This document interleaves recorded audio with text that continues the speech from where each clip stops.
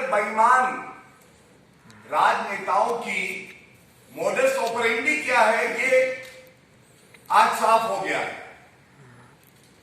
सबसे पहले तो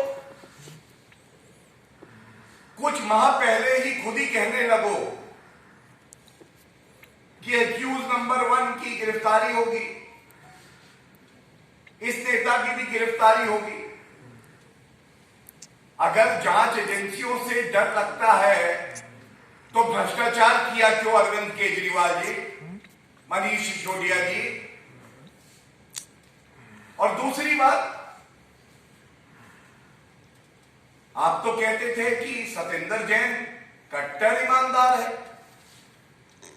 कट्टर ईमानदार है तो 5 माह बीत गए, उसकी बेल क्यों नहीं हुई? अरविंद केजरीवाल अगर कह दें किसी भी नेता को कि वो कट्टर ईमानदार है तो समझ लेना जनता चीख चीख के कह रही है कि ये कट्टर बेईमान है और वो व्यक्ति जल्दी जेल चला जाता है। जब आपके पास ये नोटिस आया मनीष सिसोदिया जी, मैं ये सवाल पूछना चाहता हूं अरविंद केजरीवाल से और मनीष सिसोदिया से भी। आप सारे तथ्य, सारा प्रमाण सीबीआई को कल जाके देते। ये दबाव बनाने की राजनीति क्या है? पूछताछ से पहले ही माहौल बना दो, छाती पीटने लगो, और सच क्या है वो भी मैं आपके समक्ष भी रखूंगा। पहले तो एक्यूज नंबर 1 कट्टर बेईमान अरविंद केजरीवाल की सबसे महत्वपूर्ण कठपुतली मनीष सिसोदिया के बारे में बात कर लेते। मनीष सिसोदिया उप मुख्यमंत्री हैं, लेकिन अगर उनको अरविंद केजरीवाल का भ्रष्टाचारी कलेक्शन एजेंट कहा जाए तो गलत नहीं होगा। मैं पुनः कह दूं, उप मुख्यमंत्री कम है क्योंकि जनता की सेवा नहीं करते हैं, लेकिन किंग पिन अरविंद केजरीवाल के भ्रष्टाचारी कलेक्शन एजेंट जरूर है। और उनके ट्वीट में आज उन्होंने लिखा, मेरे घर पर 14 घंटे सीबीआई रेड कराई गई, कुछ नहीं निकला। मेरा बैंक लॉकर तलाशा, उसमें कुछ नहीं निकला। मेरे गांव में इन्हें कुछ नहीं मिला। अब इन्होंने कल 11 बजे मुझे सीबीआई मुख्यालय बुलाया है, मैं जाऊंगा और पूरा सहयोग करूंगा। मनीष जी, मैं जाऊंगा? एहसान कर रहे हो आप जांच एजेंसी से। संगीन अपराध किया है आपने प्रथम दृष्टया। एफआईआर में एक्यूज नंबर 1 है, मैं जाऊंगा। जैसे आपके पास कुछ और करने के लिए चॉइस थी, आप अनिवार्य है कि वहां जाएं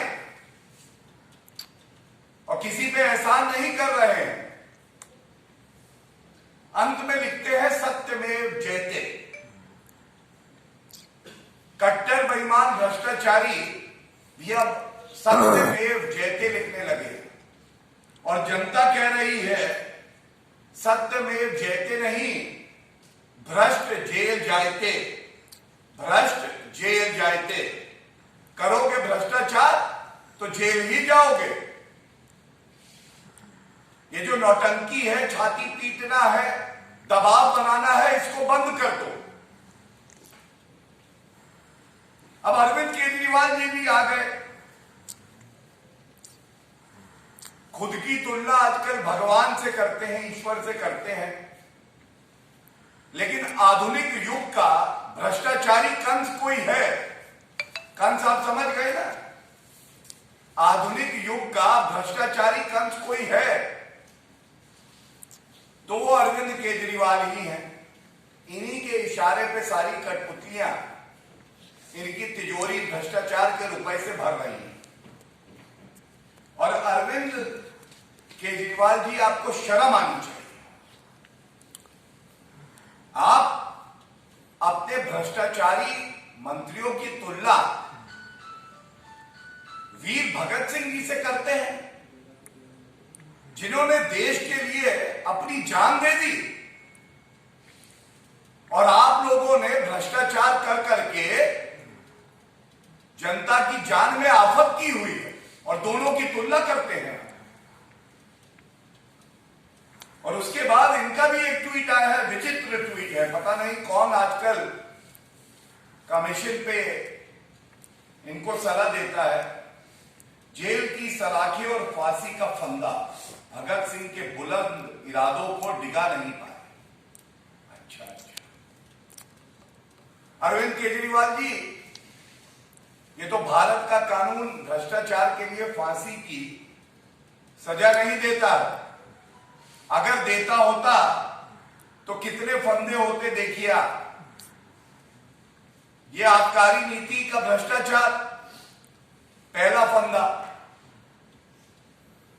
हवाला का भ्रष्टाचार दूसरा फांसी का फंदा, low floor DTC bus camp एक और फांसी का फंदा होता, वक्फ की जमीन भी आप बेच के वहां भी घोटाला करते हैं कट्टर बेईमान अरविंद केजरीवाल, एक और फांसी का फंदा, बच्चों के क्लासरूम बनाने में भी आप भ्रष्टाचार करते हैं, यह भी एक फंदा, टॉयलेट्स को क्लासरूम समझ लेते हैं। यह स्पष्ट कर देता है कि अरविंद केजरीवाल बहुत घबराए और डरे हुए हैं, और डर की ही वजह है जो महापुरुष रहे हैं, जो पूजनीय हैं, जो आदर्श हैं हमारे देश के लिए, उनका नाम भी इतने हल्के तरीके से इस्तेमाल करते हैं, और वो भी कट्टर बेईमानों के लिए, भ्रष्टाचारियों के लिए। देखिए, इस मंच से हमेशा जनता के सवाल हमने पूछे हैं, और आज भी एक बात मैं कहना चाहूंगा। हम सब जानते हैं सीबीआई ने एफआईआर करी थी जिसकी तारीख थी 17 अगस्त 2022। इसमें एक्यूज नंबर 1 मनीष सिसोदिया है। एक्यूज नंबर 1 सबसे बड़ा भ्रष्टाचारी अरविंद केजरीवाल के बाद मनीष सिसोदिया। आज ये सवाल हम आपसे पूछ रहे हैं, ये ट्वीट आप खेल रहे हैं। 2 माह का समय कट्टर बेईमान मनीष सिसोदिया को मिला। आप कह रहे हैं जांच एजेंसियों का दुरुपयोग होता है। अरविंद केजरीवाल जी, न्यायालय में आपकी आस्था होगी ये उम्मीद करता हूं, क्योंकि आपने संविधान की शपथ ली है। ऐसा क्यों है कि 2 महीने बीत गए लेकिन मनीष सिसोदिया न्यायालय का दरवाजा नहीं खटखटाते? ये जो सारे आरोप है ये बेबुनियाद है, झूठ है, राजनीतिक द्वेष के कारण लगाए गए हैं, इन सबको रद्द किया जाए। ऐसा क्यों? अगर आप वाकई ईमानदार होते तो किसी भी ईमानदार नागरिक की तरह जब उसको प्रताड़ित किया जाता है तो सबसे पहले वो न्यायालय जाता है, और न्यायालय गुण दोष के आधार पर फैसला देता है कि मुकदमा चलना चाहिए या नहीं। लेकिन आपने ऐसा नहीं किया। तो सारे संकेत यही कह रहे हैं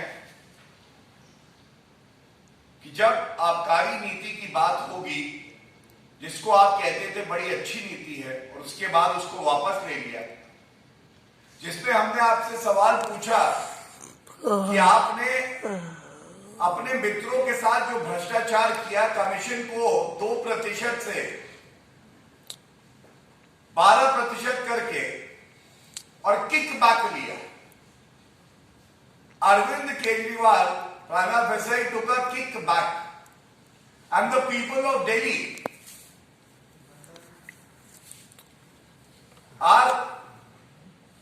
disappointed and they will teach you a lesson. आज ये मुख्य मुद्दा आपके समक्ष रखने के बाद मैं एक बात और कहूंगा। अरविंद केजरीवाल जी, आपके आदर्श शहीद भगत सिंह जी नहीं, आपके आदर्श तो वो हैं जो चुने हुए प्रधानमंत्री जी को आपके इशारे पे गाली देते हैं, नीच कहते हैं। आप उनको बर्खास्त नहीं करते हैं, एक ट्वीट करके उनके शब्दों की निंदा भी नहीं करते। एक मां की अस्मिता के साथ छेड़छाड़ किया जाता है, गाली दी जाती है, आप मौन रहते हैं। और हर नागरिक की भावनाओं को, खासकर हिंदुओं की भावनाओं को आहत किया जाता है जब ये कहा जाता है कि मंदिर जो है वो महिलाओं को शोषित करने का अड्डा है। और उसके बाद अगर ये कहा जाए आधुनिक राजनीति में अगर कंस है तो वो अरविंद केजरीवाल है। और अरविंद केजरीवाल जी, आज के युग में भगवान रूपी कृष्ण का अवतार कोई है तो वो हमारी जनता है, देश की जनता है। वो हर भ्रष्टाचारी, पापी, कट्टर बेईमान का वध करेगी। आप बच नहीं पाएंगे।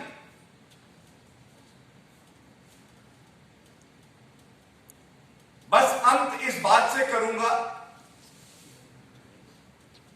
जांच एजेंसियों पर दबाव मत बनाइए,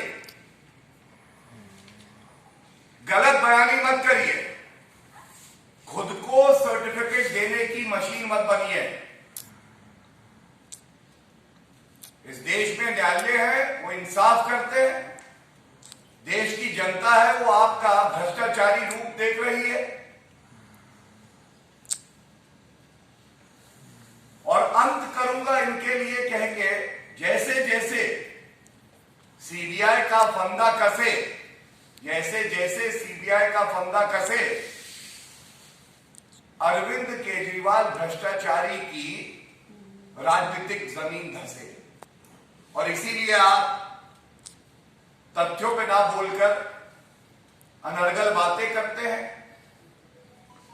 जांच एजेंसियों पे दबाव बनाते हैं, और जितने आपके नेता हैं आप ही के इशारे पे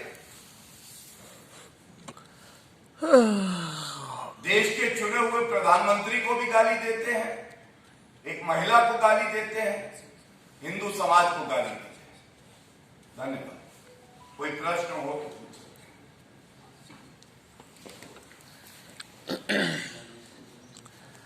एनी क्वेश्चन? केजरीवाल 3-4 बयान आ गए गोपाली डालिया के, लेकिन केजरीवाल की तरफ से आखिर क्यों नहीं उसकी निंदा की जा रही है? कार्रवाई तो ठीक है नहीं कर रहे, लेकिन निंदा भी नहीं कर रहे हैं, उसको खारिज कर रहे हैं, कोई सख्त एक्शन ले रहे हैं। वजह क्या सकती है कार्रवाई न करने के पीछे? देखिए, अरविंद केजरीवाल जी के इशारे पे ही ये सब होता है। और गुजरात मॉडल ऐसा विकास का मॉडल है, पारदर्शिता का मॉडल है, ईमानदारी का मॉडल है कि उसका तोड़ कट्टर बेईमान अरविंद केजरीवाल के पास नहीं है। और इसीलिए चाहे दिल्ली हो, चाहे पंजाब हो, चाहे वो जहां भी भ्रमण करते हैं, वो कभी दिल्ली मॉडल क्या है वो नहीं बताते। उनके नेता उन्हीं के इशारे पे केवल गाली देते हैं। राजेंद्र गौतम को मत भूलिए, आज भी इस पापी आप पार्टी से वो निष्कासित नहीं किए गए। और मैं इतना ही कहूंगा, जैसा मैंने पहले भी कहा आज के दिन जो हमारी जनता है, जो नागरिक है, यही भगवान कृष्ण के अवतार हैं। जो व्यक्ति भ्रष्टाचार करेगा, पाप करेगा, उसका वध कोई करेगा तो वो जनता करेगा। Gaurav, since the case has been filed against Manish Sisodia, we have seen how Aam Aadmi Party have come out and they basically said that it's all been done keeping in mind the Gujarat elections. They have not at a single time condemned what is being done in this particular excise policy. In fact, again today they have said that Gujarat elections are nearing. Manish Sisodia had to go over there and campaign, and that is why again Manish Sisodia has been summoned by the CBI and he might be arrested. I have a few points to make. First of all, it doesn't matter what an accused, who's number one, the prime accused is saying. Because ultimately, what matters is what the court of the country is saying. What matters is what is the thought process and the perception of the common man for the Aam Aadmi Party. And let me also tell Mr. Manish Sisodia, accused number one, and the most corrupt Indian politician Arvind Kejriwal, don't give yourself too much importance. That because there are elections in one state, thus the investigating agencies are acting. Because we all know you have been going to various states and your performance has been dismal. People have booted you out, they have rejected you. And in the end, the most pertinent question that needs to be asked by all the journalists of the country to Arvind Kejriwal and accused number one Manish Sisodia. If you feel this is a case of political vendetta, I have the copy of the FIR dated 17th of August 2022. Is it not relevant to ask Arvind Kejriwal? You had ample time in hand. Why did you not move the court and get the FIR quashed? दूध का दूध और पानी का पानी हो जाता। राजनीतिक द्वेष से अगर ये एफआईआर हुई है तो जिसने कराई है उसके मुंह पे तमाचा होता, लेकिन आज मुंह पे तमाचा उसके नहीं है, क्योंकि अगर ये एफआईआर हुई है तो इसमें तथ्य है, प्रमाण है, प्रथम दृष्टया, और आपके मुंह पे भ्रष्टाचार की कालक है। मैं संपादक योग दर्पण तिलकराज रैन बोल रहा हूं। ये जो आपके पाप हैं, इन सब चीज़ों को विभिन्न राज्यों में चुनावों के अंदर जब केजरीवाल एंड पार्टी वहाँ अपना झूठ बोलते हैं तो उस वक़्त वहाँ पर इन चीज़ों को जनता के सामने स्पष्ट लाके और इस आपके पाप को वहाँ पर स्पष्ट किया जाना चाहिए। देखिए, आपकी जो बात है, आपका भाव है, मैं एक बात जरूर कहूंगा, ये पापी आप कई प्रदेशों में चुनाव लड़ने गई थी, जमानत जब्त हो गई, और ये स्वयं को बहुत महत्व देते हैं, लेकिन आम जनता की आंखों में आज ये भ्रष्टाचारी हैं, कट्टर बेईमान हैं। और आप सब जानते हैं कि आदरणीय प्रधानमंत्री जी के नेतृत्व में जो सरकार है, भ्रष्टाचार के प्रति उसकी पॉलिसी है जीरो टॉलरेंस फॉर करप्शन।